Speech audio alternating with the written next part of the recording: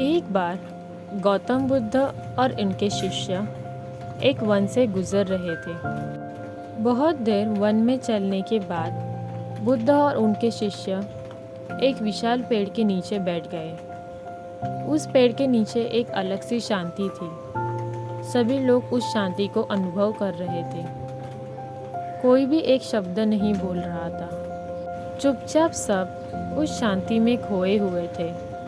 कुछ देर बीतने के बाद गौतम बुद्ध का एक शिष्य उठता है और बुद्ध से पूछता है, बुद्ध, मैं आपसे एक प्रश्न पूछ सकता हूँ? इस पर बुद्ध ने कहा, पूछो, क्या प्रश्न है तुम्हारा? वह बुद्ध का शिष्य बुद्ध से पूछता है, बुद्ध, मैंने कभी भी आपको दुखी नहीं देखा। आपके चेहरे पर हर समय एक अलग ही मुस्कुराहट रहती है जो हमें भीतर तक आनंद से भर देती है। आपके चेहरे पर एक अलग सी चमक है जो हमें दुख से कोसों दूर रखती है। पर मैं यह जानना चाहता हूँ कि मेरे भिक्षु बनने से पहले मेरे जीवन में बहुत सारा दुख था जिसके कारण मैं भिक्षु भी बन गया हूँ।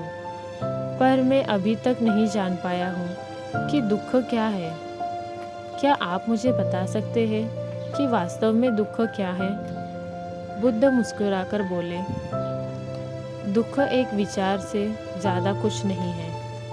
सभी लोग सुनकर चौंकते हैं और बुद्ध से पूछते हैं, परंतु बुद्ध, विचार तो आते हैं ना और चले जाते हैं, पर दुख एक बार आता है तो वो जाने का नाम ही नहीं लेता। इस पर बुद्ध कहते हैं, मैं तुम्हें एक छोटी सी घटना बताता हूँ।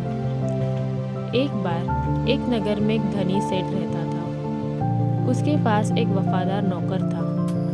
वह सेठ अपने नौकर पर बहुत विश्वास करता था। वह सेठ अपने नौकर पर कभी किसी बात के लिए भी शक नहीं करता था, क्योंकि उसका नौकर वास्तव में ही बहुत ईमानदार था। एक बार उस सेठ को किसी काम से बाहर जाना पड़ा। 2-3 दिनों के बाद जब वह सेठ वापस लौटता है तो वह एक कीमती सामान लेकर आया। वह उस कीमती सामान को अपने कमरे में बड़ा सजा कर रखा और अपने नौकर से उसने कहा, तुम्हें खास तौर पर इस चीज़ का ध्यान रखना है। ध्यान रहे यह टूटे नहीं, ये मेरे लिए बहुत प्रिय है। इस पर नौकर ने कहा, मालिक, मैं पूरा ध्यान रखूंगा, आप चिंता न करें। अगले दिन वह नौकर पूरे घर की साफ सफाई कर रहा होता है। सफाई करते करते वह सेठ जी ने दी हुई कीमती चीज़ के पास पहुंचता है और उसकी भी सफाई करने लगता है। सफाई करते वक्त वह कीमती चीज़ उस नौकर के हाथ से फिसल जाती है और नीचे गिर जाती है। सेठ जी को यह बात पता चलती है और वह नौकर के पास आते हैं। उन्होंने नौकर को खूब डांटा धमकाया, पर न तो वह उस नौकर को नौकरी से निकाल सकता था, नहीं उसे पीट सकता था, क्योंकि वह उसका बहुत वफादार और पुराना नौकर था। इसलिए उसने सिर्फ डांट कर और धमका कर ही उस नौकर को छोड़ दिया।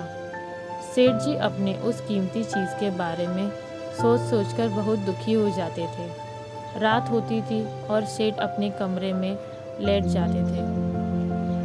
सेठ जी को नींद नहीं आ रही थी क्योंकि वह बहुत बेचैन थे।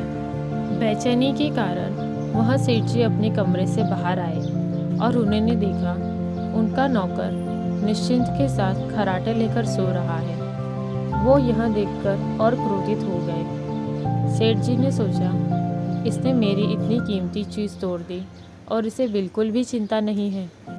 मुझे यहाँ नींद भी नहीं आ रही है और यह आराम से सो रहा है। पर सेठ कुछ नहीं कर पाए क्योंकि वह उसका पुराना और वफादार नौकर था। सेठ अपने कमरे में वापस चले आए। अगले दिन सुबह सेठ जी ने सोचा, मैं इस समस्या से कैसे निकलूं। फिर सेठ जी को एक तरकीब समझ आई। वह अपने नौकर के पास गए और अपने नौकर से कहा, मुझे बहुत दुख हो रहा है यह बताते हुए कि वो जो कीमती चीज़ कल तुमने तोड़ी थी वह मैं तुम्हारे लिए लाया था। मैं चाहता था कि मैं उसे तुम्हें उपहार के तौर पे दे दूं, परंतु अब क्या कर सकते हैं, अब तो वो टूट गई है। सेठ की बात सुनकर नौकर को धक्का लगा। नौकर सोचने लगा, अरे ये तो बहुत बड़ी गलती हो गई। वे इतनी कीमती और महंगी चीज़ मेरे लिए लाए और वे मुझसे टूट गई। फिर क्या, उस नौकर के मन में बेचैनी पैदा हो गई, दुख पैदा हो गया। रात हो गई और सेठ आराम से सो गए और वह नौकर पूरी रात बेचैन रहा।